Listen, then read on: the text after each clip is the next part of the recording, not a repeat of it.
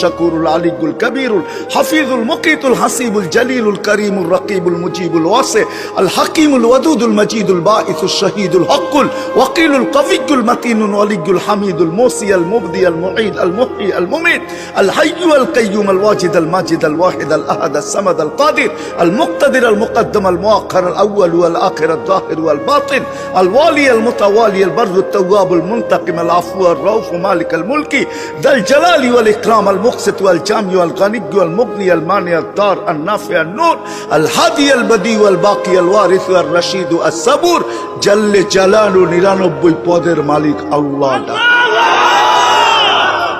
তারপরও আপনি বাপ দেখায় আসবেন না আর আপনাকে দিবে পানি।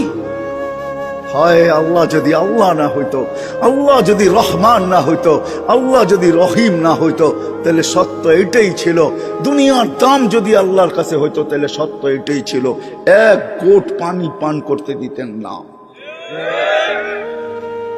এই জন্য আমি এটা বুঝাইতে চাইতেছি না মেরে দোস্ত, সত্য এটাই। ওই পারে যাবে, ফেরেশতারা সালাম দিবে, বলবে ঢোকো চিরদিনের শান্তির জায়গা জান্নাতে। আল্লাহর রাসূল এটাও খবর দিছেন আমাদেরকে ইস্তেকবাল করার জন্য, আল্লাহ ইয়াস্তাকবিলুনি উম্মতি রব্বি। আল্লাহর রাসূল বলেন আমাকে আর আমার উম্মতকে আল্লাহ গেটে স্বাগত জানাবে, চির শান্তির জায়গা জান্নাত। আল্লাহ দেখবে কোথায় বাস, কোথায় থাকে, কি খায় কি না পড়ে, বাড়ি কেমন টাড়ি কেমন, এটা আল্লাহ দেখবেন। আল্লাহ দেখবে এই জীবনটা কে গড়ল, প্রস্তুতি কে নিল। বিদায় কথা শেষ, আসেন চলে যেতে হবে। সময় বড় অল্প, 60-70 বছরের বেশি না, অনেকটা কেটে গেছে।